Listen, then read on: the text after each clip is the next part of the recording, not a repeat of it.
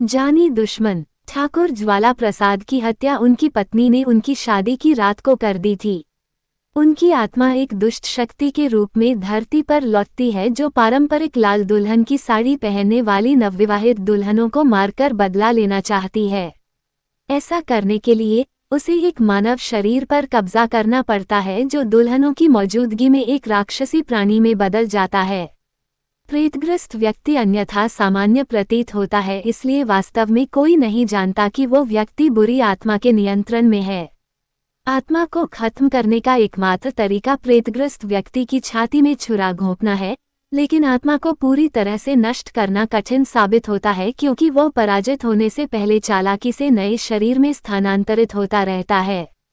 एक सुदूर इलाके में नवविवाहित दुल्हनें तब लापता हो जाती हैं जब उनकी पालकी एक विशेष मंदिर में पहुंचती है और यहाँ तक कि उनकी लाशें भी नहीं मिल पाती हैं। इस इलाके पर परोपकारी ठाकुर साहब का शासन है। उनका इकलौता बेटा शेरा एक घमंडी और दुष्ट व्यक्ति निकला है जिससे वह परेशान है। शेरा लगातार गांव के निवासी लखन से भिड़ रहा है जो एक अच्छा साहसी व्यक्ति है। लखन गांव की एक सुंदरी रेशमा से प्यार करता है जो भी उससे प्यार करती है। शेरा रेशमा के प्रति वासना करता है जिससे उसके और लखन के बीच और अधिक मनमुटाव होता है। शेरा की छोटी बहन शांति भी लखन से प्यार करती है जबकि चंपा नाम की एक अन्य गांव की लड़की शेरा से उसके गलत तरीकों के बावजूद प्यार करती है। इस बीच दुल्हनों के गायब होने से हर कोई दूसरों पर शक करने लगता है। कुछ लोगों को स्थानीय आवारा पर शक है जिसे मानसिक स्वास्थ्य संबंधी समस्या है। दूसरों को स्थानीय पुजारी पर शक है क्योंकि दुल्हनें मंदिर के पास से गायब हो जाती हैं, और अंत में कई लोगों को मनचले शेरा पर शक होता है।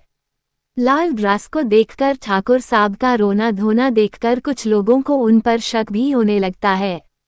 लखन की छोटी बहन गौरी अपनी ही बारात से गायब हो जाती है।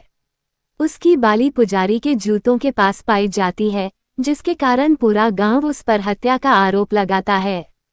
हालांकि वो अपनी बेगुनाही साबित करता है। लखन को गौरी के पूर्व प्रेमी अमर पर भी शक है कि उसने उसे मार डाला है। हालांकि ये पता चलता है कि उन दोनों ने वास्तव में आत्महत्या कर ली क्योंकि वे एक साथ नहीं रह सकते थे। इसलिए ये पता चलता है कि इस पूरी घटना का वास्तव में लापता दुल्हनों के मामले से कोई लेना देना नहीं था। शेरा रेशमा से शादी करना चाहता है और अपने पिता से रेशमा के पिता अंधे वैद्य के पास प्रस्ताव लेकर जाने को कहता है, जिसे रेशमा अस्वीकार कर देती है। शेरा को अंततः पता चलता है कि वैद्य वास्तव में अंधे नहीं हैं और एक चोर भी हैं। शेरा रेशमा को उससे शादी करने के लिए मजबूर करने के लिए इस जानकारी का उपयोग करके उसे ब्लैकमेल करने की कोशिश करता है, लेकिन वैद्य सबके सामने साफ हो जाता है ताकि शेरा के पास उसके या रेशमा के खिलाफ कोई फायदा न हो। वो लखन से रेशमा से शादी करने के लिए भी कहता है और दोनों आसानी से सहमत हो जाते हैं। इस बीच ठाकुर साहब की बेटी शांति की शादी तय हो जाती है और वो इसके लिए सहमत हो जाती है क्योंकि उसे पता चलता है कि लखन रेशमा से प्यार करता है न कि उससे। लखन उसकी सुरक्षा के लिए उसकी पालकी के साथ जाता है। आखिरकार सभी का शक ठाकुर साहब की ओर जाता है क्योंकि उनकी अपनी बेटी शांति बच गई जबकि हर दूसरी नवविवाहित दुल्हन गायब हो गई।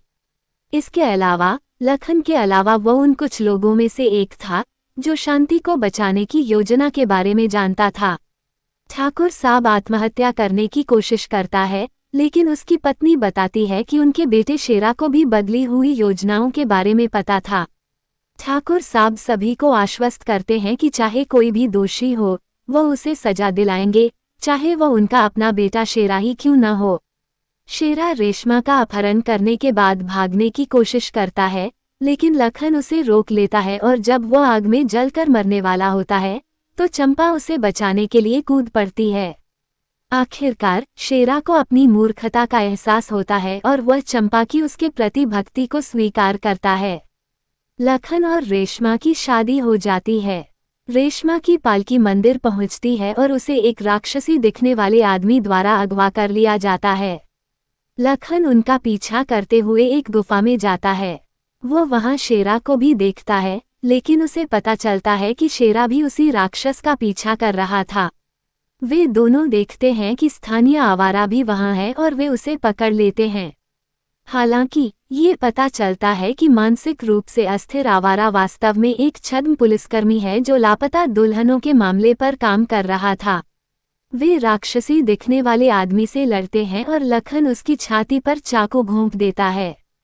ये पता चलता है कि यह वास्तव में ठाकुर साहब ही थे जो हमेशा से राक्षस थे, लेकिन चूंकि वे वास्तव में एक अच्छे इंसान हैं, इसलिए उनकी अपनी आत्मा ज्वाला प्रसाद की बुरी आत्मा को किसी और पर कब्जा करने से रोकने की कोशिश करती है, इससे पहले कि ज्वाला प्रसाद अपने प्रतिशोधी तरीकों को छोड़ने के लिए सहमत हो जाए।